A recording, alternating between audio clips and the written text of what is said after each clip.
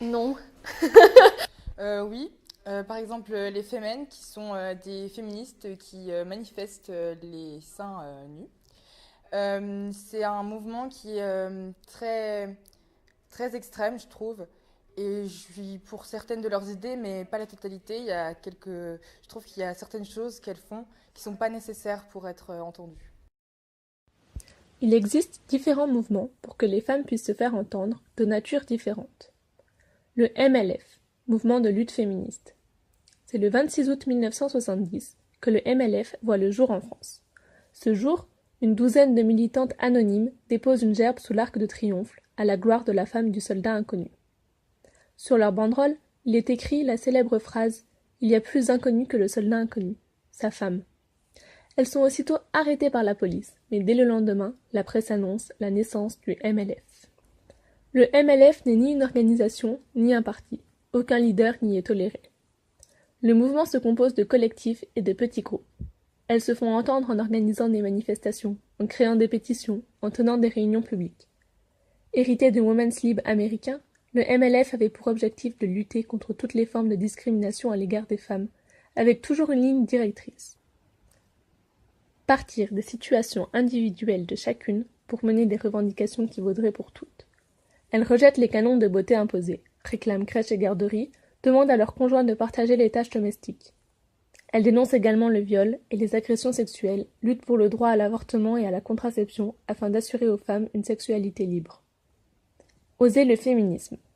En 2009, l'ancien président Nicolas Sarkozy annonce une réduction du budget pour le planning familial. Plusieurs centaines de personnes se mobilisent alors. À la suite de cette mobilisation, une dizaine de jeunes femmes se retrouvent chez l'une d'entre elles et décident de créer une nouvelle association féministe. L'association grandit très vite, lance un journal et organise des rassemblements. Oser le féminisme est né. Elle lutte sur tous les domaines, des violences faites aux femmes en passant par les inégalités professionnelles. Elles innovent dans les méthodes de militantisme en lançant des campagnes à travers le web et les réseaux sociaux.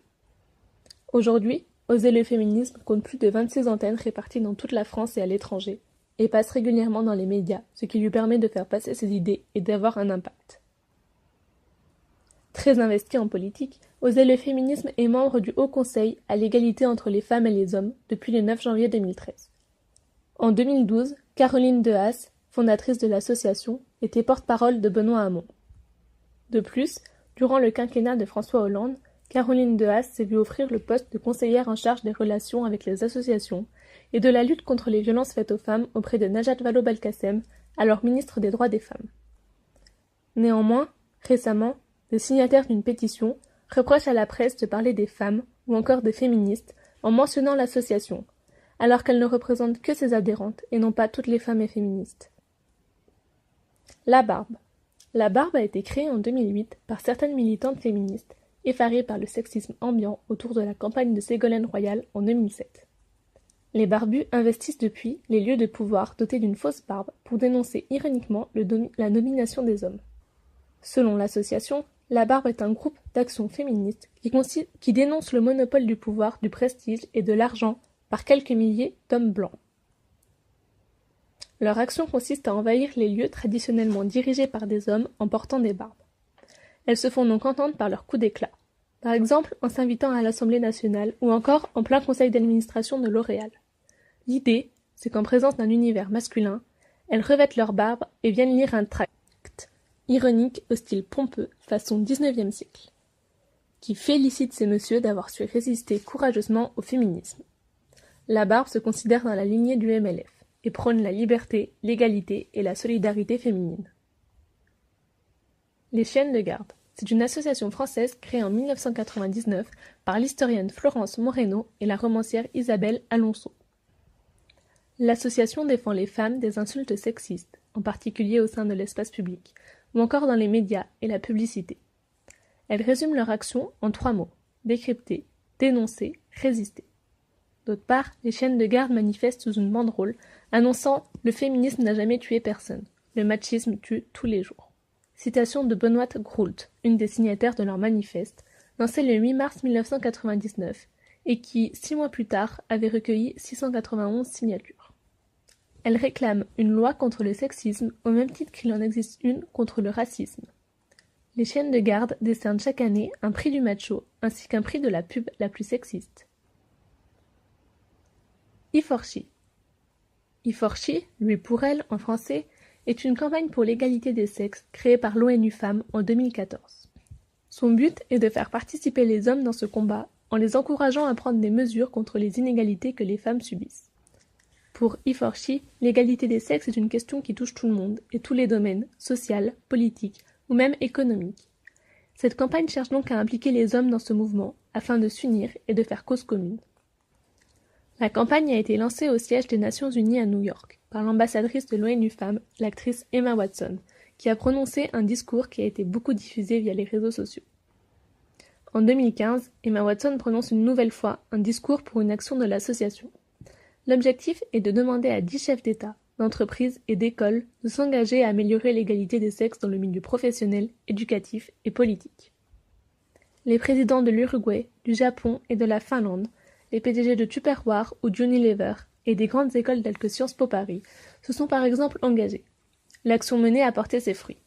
En effet, le président du Malawi a par exemple annoncé que les mariages d'enfants seront maintenant interdits dans son pays, ce qui permet d'augmenter le nombre de jeunes filles pouvant aller à l'école.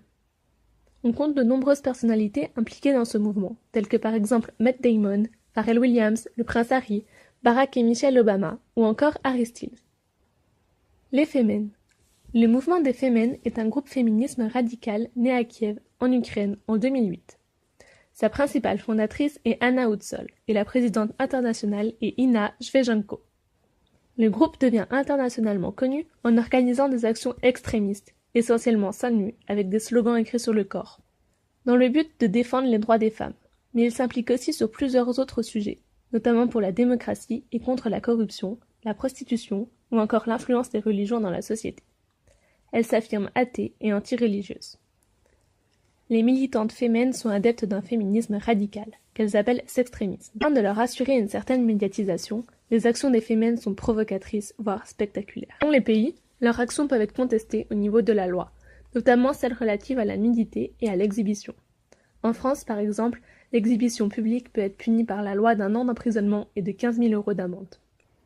Les féminines sont également l'objet de nombreuses critiques, tant pour leur méthode que pour leurs messages et leurs sources de financement, émises par des personnes ou groupes aux idées politiques très diverses.